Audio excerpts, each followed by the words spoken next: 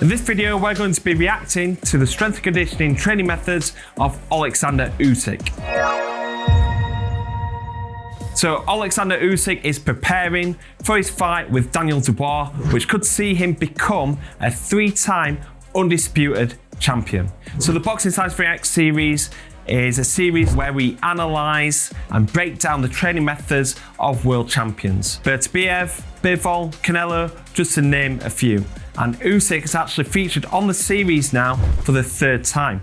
And the reason why is because his strength, his speed, his fitness for heavyweight is outstanding. And when you put together the longevity of his career, 37 years old, and still right at the pinnacle of the sport, undefeated, looking to become a 3-time undisputed champion, we need to look at his training methods. Also, he keeps tweaking and making these changes that can give you a little bit of insight to how he's adapting for this fight. So let's take a look at how Usyk has been preparing for his showdown with Daniel Dubois on July 19.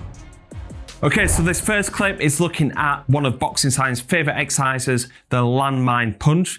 Usyk is doing an interesting variation here where he's doing 3 punches going into an explosive landmine punch throw. And he's also doing a lead hand as well, so looking at the lead hand. The landmine punch is an excellent exercise to stop overloading that punch-specific movement. We're looking at kinetic chain sequencing, transferring force from the foot all the way through to the fist, which we know is vital in producing punching power. We use different variations of Boxing Science of the landmine punch. We use heavy variations, we use landmine punch throws, we use banded variations as well. And one of the favourite exercises that we use is a landmine punch with pre-rotation, encouraging that contribution from that lower body torso to contribute towards the landmine punch throw. Some boxers and athletes might be guilty of being quite arm dominant during the landmine punch because it looks like an upper body power exercise, when in fact we're using the full body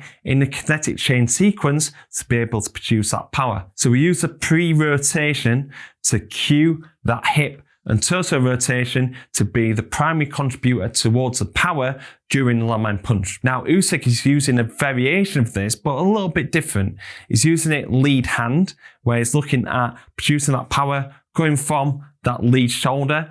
He's looking at that power and then relaxation, pulling it back in, and then going and throwing again. And this really benefits Usyk's fighting style because he's very active with that lead hand. Being in that southpaw stance, it really depends on that being a powerful punch. He's often hurt his opponents with jabs or lead hook. One of his most used combination during the Fury fight is the lead jab going into that right hook. So this is where we're really needing to pop that power, come back, and then going into like a slight rotation, going into using that lead hand again. Against Daniel Dubois in the first fight, the lead hand was vital. The amount of jabs that he threw in that fight, he threw more jabs than he did power punches.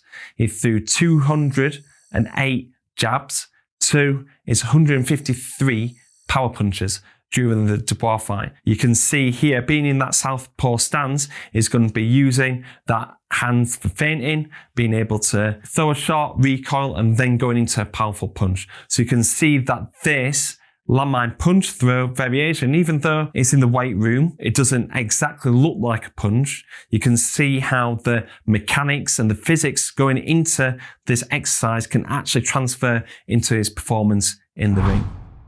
So next exercise is a cable row and rotate. This is something that we use quite often at Boxing Science. Train and develop the upper back muscles, in particular the lats. We use this variation where we're optimizing the amount of rotation going through the upper back. And this will help rotational function whilst also training upper and lower body separation, because we're looking to rotate that upper body as much as possible whilst keeping the lower body stable. So why is this important for boxing?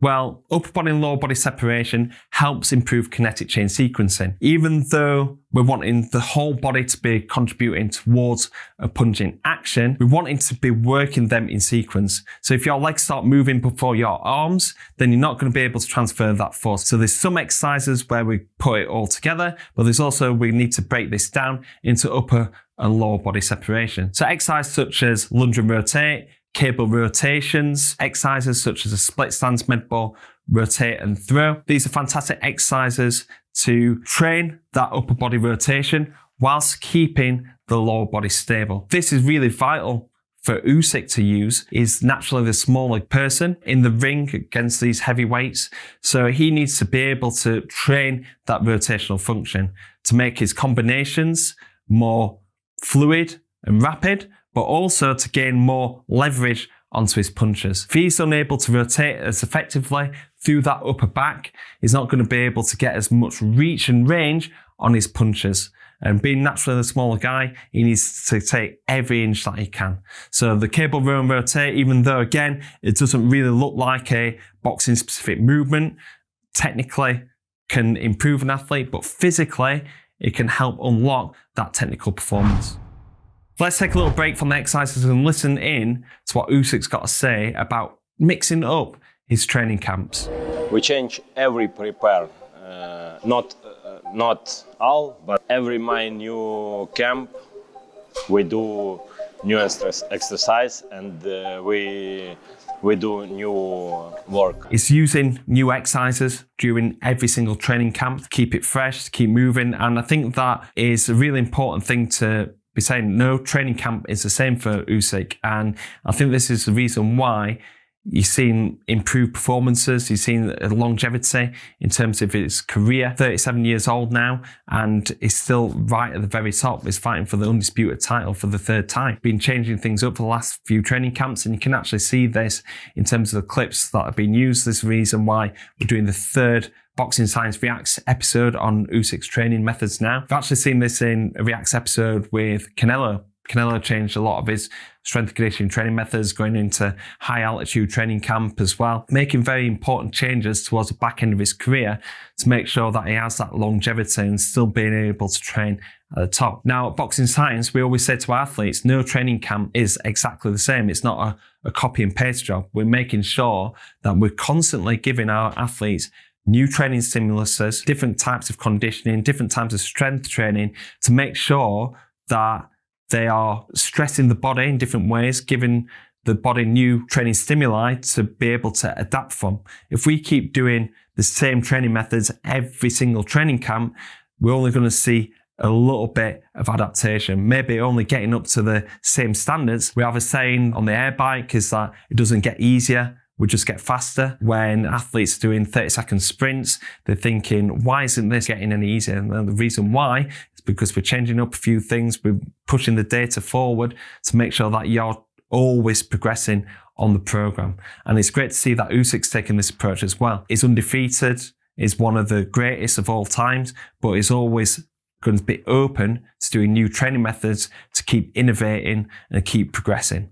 And I think it's important for younger athletes to see this, where they might be thinking, right, if it's not broke, don't fix it. I'm not saying to go and try and change everything all the time, because some of the exercises that are being used with Usyk here is very similar to the last camp, but there are a few little tweaks here and there. So for example, at Boxing Science, we'll change our training methods from a trap bar deadlift. Maybe we'll start doing a trap bar deadlift on blocks. Maybe we do the trap bar deadlift with bands.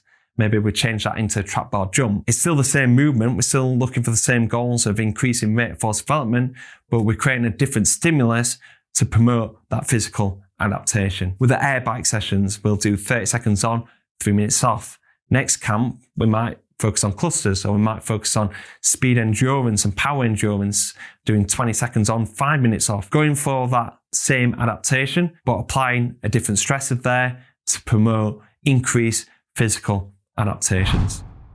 So one of the new exercises that Usyk's using, or something that I haven't seen him use before, are the reverse hypers. Reverse hypers are fantastic exercises to strengthen the posterior chain. It can be used to develop the lower back, but also the main thing is to develop the glute muscles. You can see in Usyk's reaction here, that's really feeling that in the glutes. Reverse hypers, something that we don't particularly use at Boxing Science. One, we don't have it at the Performance Center. And two, not many gyms actually have this. So not many boxing gyms or strength and conditioning gyms actually have access to reverse hyper. As well, with lighter fighters, they might look to compensate and not really being able to target the glutes during this. So I'd probably look to do reverse hypers with more stronger and heavier weight fighters. But reverse hypers can be a fantastic exercise to develop the glute strength. It's leaving no room for compensation. Usyk's getting a fantastic hip hinge pattern here. His trunk is staying stable. Sometimes boxers can't develop the glutes in that hip hinge pattern due to poor postural stability, poor shoulder strength and stability as well. So this is keeping the upper body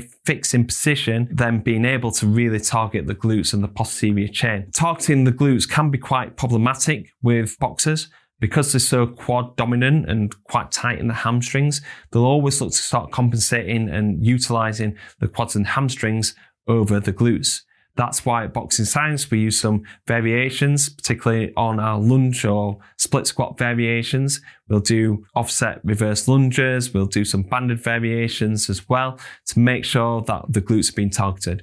Doing goblet squats, for example, the goblet squats with a mini band around the knees to get a little bit more from the glutes. And then also doing some really controlled and targeted hip bridge exercises. Doing hip thrusts with isometric holds, overcoming isometrics, going against the bar, single leg hip thrust marches, or single leg hip thrust with the knee towards the chest. Coaching an athlete through it to make sure that they're getting the glutes going. We don't just go, right, go and do your hip thrust over there. We know that athletes really need to be coached and cued to be able to get the most out of their glutes. We do this in our mobility warm-up as well, where we're looking at doing some tips and tricks to make sure that they're performing the glute bridge in the right way, making sure the stomach's tense, lower back's against the floor, making sure the adductors are switched off, to make sure that the glutes are being fully activated during these glute exercises. So I might have gone off on a tangent here from Usyk's reverse hypers, but the main message from this is to use exercises that are really going to promote glute activation and glute strength, forming this in the right way to optimize them adaptations. Something that we've seen Usyk do before, so an old exercise, is the trap bar deadlift. Trap bar deadlift is a favorite of ours at Boxing Science, and the reason why we use a trap bar is because of the raised handles and keeping the shoulders in a neutral position, making sure that our boxers aren't hunched over the bar, making sure that the lift is safer and more effective. We've seen Usyk before do some Olympic lifting variations, doing some clean pulls, some snatches as well. It looks like he's veered away from this now and going more adaptation focus. I think the trap bar deadlift is a fantastic exercise that you can load up in different ways. So in the previous camp, he was using velocity-based training, using the gym aware for some feedback to be able to lift at speed. He's also using some banded variations as well, doing it in a split stance to increase acceleration throughout the lift. And there's so much versatility that you can use with the trap bar. So there's only one little clip used in this video. I'm sure during the training camp is manipulated the intensities and also the loads of this to promote different physical adaptations going into this fight. So it's fantastic to see Usyk here using kettlebell drags. Fantastic exercise that ticks a lot of boxes in terms of improving core strength, rotational stability, and also posterior shoulder health and stability as well. Go and give him a follow on Instagram, Chichki, the brains behind. He posts some fantastic clips of Usyk training. The challenge here is to keep the body as stable as possible whilst transferring the weight from either side of the body. You see people doing these kettlebell drags and you see like the whole body moving and not really sticking towards the main principles of the exercise. But this can be a fantastic exercise to develop the core, the obliques, and also that posterior shoulder. Usyk's using a technique where it's just popping the kettlebell and keeping the kettlebell standing upright, and this is a great tool, and also is keeping him as stable as possible with no movement. This is one variation. Variation that we use at Boxing Science is actually to get a little bit more range and also to flip the kettlebell onto its side. With this increased range will require some upper body rotation, and the upper body rotation, kettlebell being on the floor and dragging it across, more activation through the lats, which links in to the obliques, so it becomes more of a rotational based exercise, rotational stability based exercise, rather than something that kind of ticks all the boxes. So you've got one variation with Usyk where it's staying nice and stable, and this is ticking more boxers in terms of postural stability, anti-extension, and also rotation. But if you're looking for a little bit more rotational strength and stability, get that little bit more range of motion to get more from the lats, drag it across, utilising the obliques. But both versions are fantastic to start implementing into your programs. Usyk is at the top of many people's pound for pound list at the moment, but he's also pound for pound the fittest boxer as well. His conditioning that he's shown in his fights has been unbelievable. His punch output and his ability to work through the gears, especially later on in fights, which has led to knockdowns or stoppages, is unbelievable. A lot of this fitness is due to him being a master at his craft, being dedicated and disciplined. You never see him out of shape. He's really efficient in his boxing technique and his tactics as well. But it's fantastic to see his conditioning training methods being more high intensity focus, looking at more off-feet conditioning. You don't really see Usyk running unless he's running on the beach, calling out Derek Chisora. Derek, time run, Derek. But other than that, you've never really seen Usyk do like track running or hill sprints or anything like that. You've seen him do mostly off-feet conditioning. And the reason why this is so important for heavier boxers, so anything above light heavy, cruiserweight, up to heavyweight, is because they're going to limit the amount of intensity that they can produce during running. We need to be able to get them, preferably on an air bike, to really expose them to the true force outputs and true high intensity efforts. Now in this clip here is using the air bike. It looks like he's doing a repeated sprint protocol, very similar to what we do at Boxing Science, a repeated sprint protocol of 12 seconds on, 48 seconds off, looking at increasing muscle buffering capacity. And this is vital to be able to tolerate and be able to control blood lactate levels. So blood lactate is a scientific terminology for lactic acid, that feeling of burning sensation, that heaviness in your arms and your legs when you do a sprint or an explosive burst on the bags, quite prevalent in heavyweight boxers because they have increased amount of muscle. The body finds it hard to deliver the oxygen in quick enough time to utilize that as an energy source. The muscle ends up becoming more acidic. So when a heavyweight boxer goes through a really intense burst, you often see them feel like quite gassed out, but you never really see Usyk do this. Even in his fight with Tyson Fury, where he had him hurt and he went in for the stoppage, he was still fit for the last 3 rounds. It's really vital to use this and to target this in off-feet conditioning, so using the air bike, for example, and doing some repeated sprints. Like I said, I don't really see what he's doing here, a conversation with his coach here, whether it's 4 or 5 rounds. I'm not really sure what he's doing because they don't really give too much away. But with the power intent that you can see during these sprints, there's more likely for this to be a repeated sprint protocol, targeting muscle buffering capacity and being able to repeat them high intensity bouts more frequently and longer during the fight. And this is going to be really vital in his fight against Daniel Dubois, because Daniel Dubois is physically fit as well. His punch output is really high for a guy of his size. It doesn't work in bursts as effectively as Usyk. So Usyk needs to be working in bursts, in and out, landing his shots, evading Daniel Dubois' power punches. So working in this way in terms of his conditioning is going to be really vital for his fight on July 19. Many people not do a lot of smart work. Just sparring, just back and go home. Not healthy food, not stretching, not recovery, just training. Take money and hey-hoo! It's bad. It's not long. You not belong for sport. It's maybe 2-3 years enough. After my career, I wanna live and happy. So what Usyk is saying here is smart work over hard work. It's not just about hitting the bags, sparring hard. It's about looking after your body in the right way. You see more and more boxers doing this now. The fundamentals, the cornerstones of your training program, obviously are how hard that you're working. But you've got to look after yourself outside the ring as well, whether that is periodized programming, doing the right strength conditioning, the right conditioning training methods, but also focusing on your nutrition. Make sure that you're fueling for them sessions and also refueling effectively, implementing recovery training methods as well, whether that's using the sauna, the ice bath, or just going out on a walk, or making sure that you're monitoring your training loads effectively. And it's really good to see Usyk talking openly about this, because look at his performances at the backstage of his career. A lot of fighters are often way beyond their peak after 34, 35 years old. Usyk's 37 now, and he's still at the peak of his powers. Really good to see that Usyk's saying about this, because it's increasing longevity in the sport, helping his fantastic performances continue, and also is earning more money from it. So if you're a young boxer watching this, you'd think that your career can go really, really fast, especially if you don't approach it in the right way.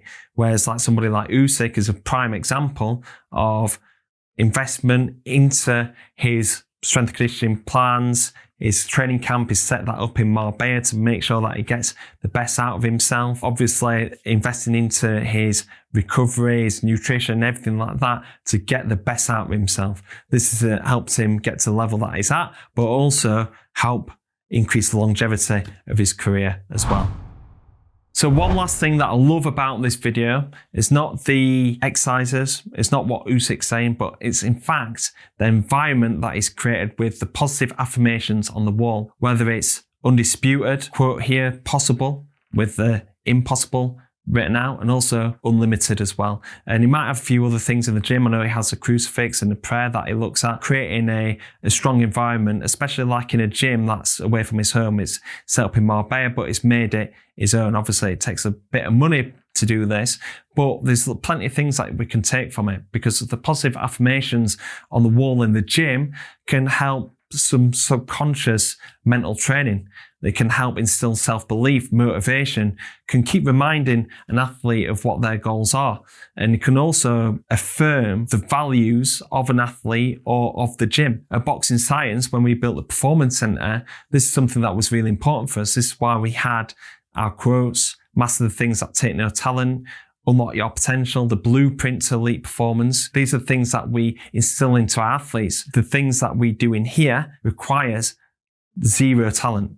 All it takes is that effort, the discipline, and for you to follow the blueprint. And you follow the blueprint, you help unlock your potential. And we've gone through that step-by-step process with athletes to make sure that they're disciplined and dedicated towards the program. We've also got quotations on the wall of champions of past and present. And also we have our champions wall as well, where we've got some achievements of boxers at the Boxing Science Performance Center. Just seeing this every day, rather than a big conversation with an athlete to try and get motivation, but it's also to help an athlete keep working towards their goals, have them positive affirmations in place to help increase their self-belief, their confidence, and their motivation. And you can see this working really well for Usyk, as he's created a really strong training environment. So if you're in a boxing gym yourself or a strength conditioning gym and you're looking around the wall and thinking, right, what quotes can I put up on the wall? It might seem corny in some senses to have these quotes on the wall. It can mean a lot. And it's really great to see some athletes in the gym,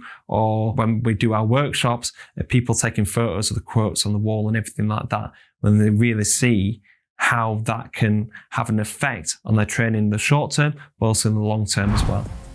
Okay guys, so that is the end of this Boxing Science Reacts episode of Oleksandr Usyk for the third time.